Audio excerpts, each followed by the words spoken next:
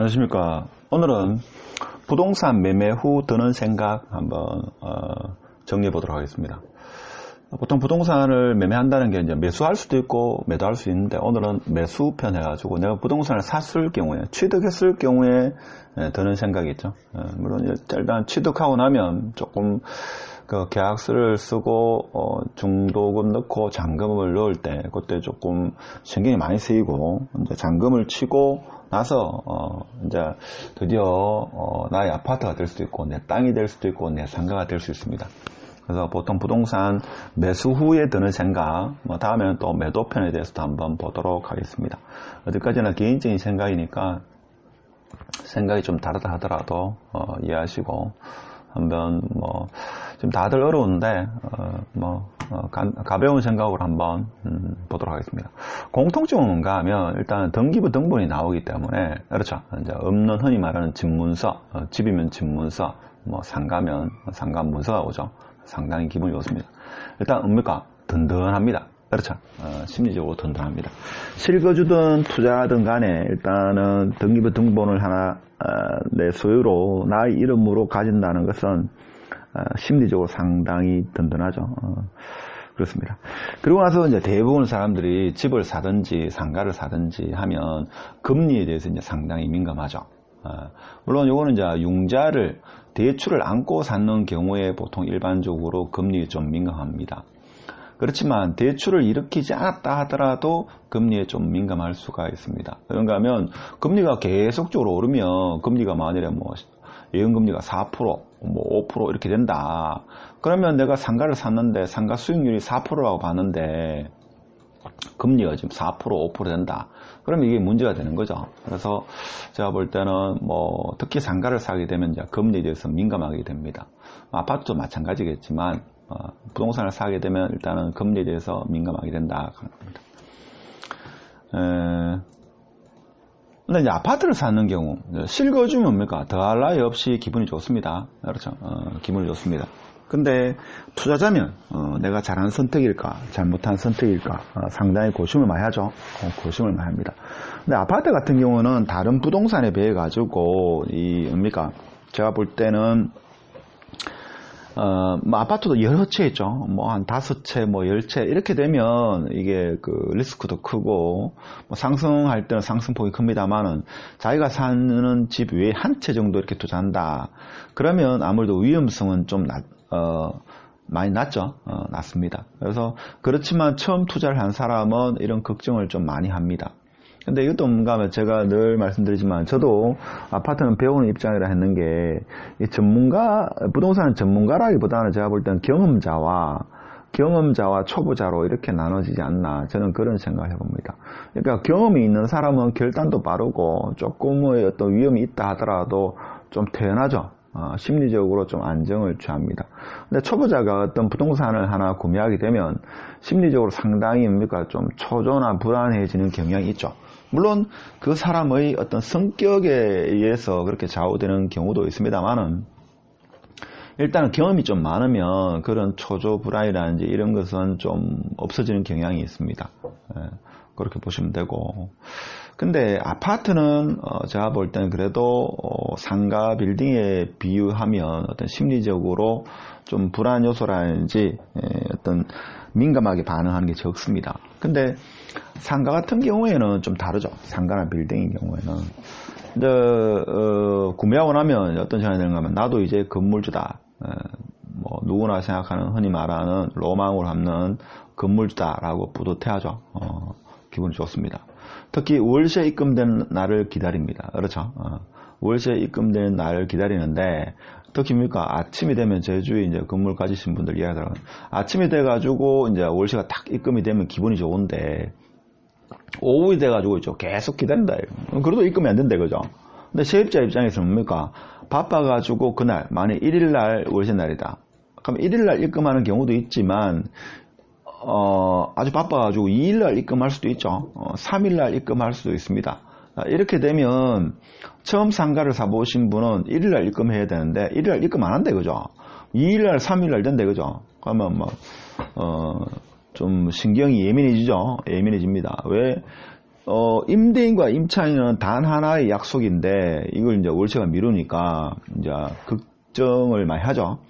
근데 지금과 같은 시국에는 지금 신문에 보면 코브라 사태로 인해 가지고 상당히 어려워 가지고 그 월세를 감해주는 이런 건물주도 있다고 합니다. 근데 제가 볼 때는 그런 건물주 같은 경우는 좀 여유가 많이 되시는 분일 가능성이 높고, 보통은 이제 상가든 건물을 살 때 융자를 내 가지고 한 70% 정도 융자를 내 가지고 사는 사람은 은행 이자를 내고 나서 실질적으로 자기 수중에 들어오는 돈이 별로 없는 경우도 의외로 많습니다.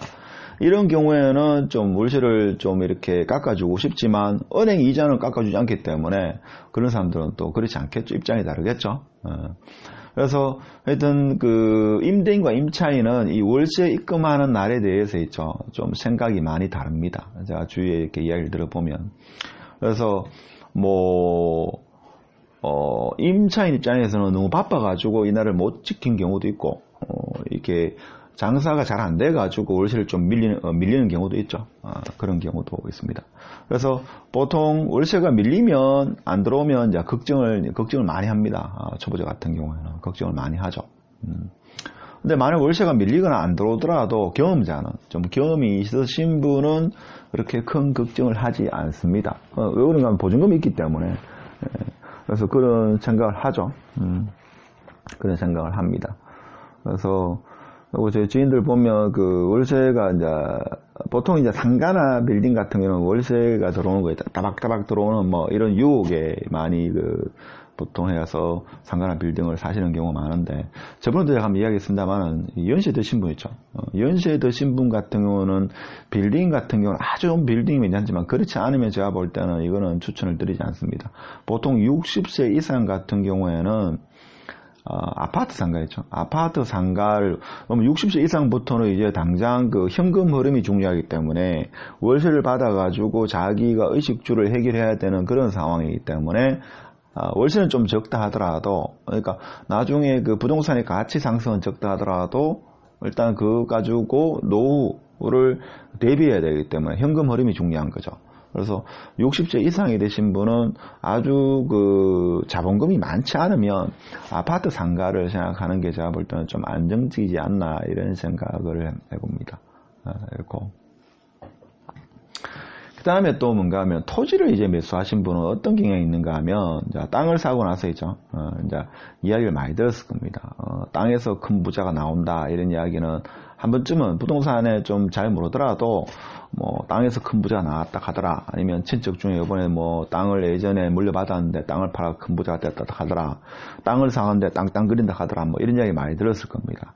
그래서 토지를 매수한 경우에는 자기가 예전에 한번 듣고 지나간 이런 말도 있죠. 이제 머리에 각인이 되는 거죠. 나도 이제 큰 부자가 될 수 있다, 이제 이런 이야기를 합니다. 근데 땅은 또 잘못 사게 되면 뭡니까? 대를 이어가지고 물려줘야 되죠. 세금만 내고. 그래서 자식도 땅은 또 뭡니까? 물려받지 않으라 그러죠. 그러면 아주 안 좋은 땅은, 산꼭대기 있는 땅은 그거 뭡니까? 세금만 나가기 때문에. 그런 것 됩니다. 또 토지를 매수한 사람은 또 어떤 경향이 있는가 하면 농부에 대한 꿈을 또 꿉니다. 나중에 내가 있죠. 나이 들면 저기 가서 뭐 텃밭을 걸고 가지고 전원 생활을 할까 하죠. 그래서 나도 자연인이다 하면서 있죠. 또 자연을 보면서 내가 사놓은 땅에 나중에 집을 지어가지고 나도 이제 텃밭을 가꾸면서 자연인처럼 살아보겠다는 이런 또 생각을 하는 분이 의외로 많습니다. 그래서 제 주위에 그 토지를 사신 분, 저는 예전에 토지 쪽으로 공부를 했는데, 토지를 사신 분은 이제 이런 게 있고, 상가를 사신 분은 있죠. 상가를 사신 분은 또 어떤가 하면 자기 집 가까이에 또 상가를 사기를 원합니다. 그런가 하면 한 번씩 있죠. 가가지고 이 상가가 잘 있는지, 상가 임차인은 장사를 잘하고 있는지, 내 건물이 어디에 뭐 무너지지는 않는지 한 번씩 가가지고 있죠. 이렇게 보살핀다 이거죠. 이런 경향이 많습니다. 상가를 멀리 사려고 하지 않죠. 이게 보통 흔히 뭐 초보자들이나 뭐 그런 사람들이 많이 하고, 좀 경험이 있으신 분은 아주 멀리 떨어져 있다 하더라도 공부를 많이 해가지고, 예를 들면 지방에 살면서도 서울에 있는 뭐 상가를 사신다든지 이렇게 하시는 분이 많죠. 그래서 그거는 이제 그 성향 차이인데, 하여튼 경험이 좀 사이매죠. 뭐 상가든 토지든 간에 조금 어떤 불안감이나 그런 것은 적습니다. 그래서 뭐 아파트든 토지든 상가든 간에 이제 그 한 개, 두 개씩 있죠. 이렇게 그 등기부 등본을 모으게 되면 일단은 뭐 기분이 대체적으로 좋은 것만은 일단 틀림이 없습니다. 근데 지금같이 좀 어려운 상황에서 특히 임차인 같은 경우에 자영업 하시는 분 상당히 어렵죠.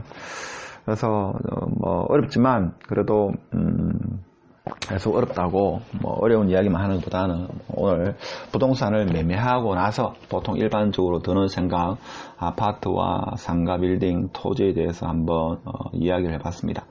여러분하고 생각이 다르다 하더라도 한 소시민의 개인적인 의견을 생각하시고 이해해 주시기 바라고, 앞으로 계속적으로 정보를 받아보기를 원하시는 분은 구독 부탁드립니다. 감사합니다.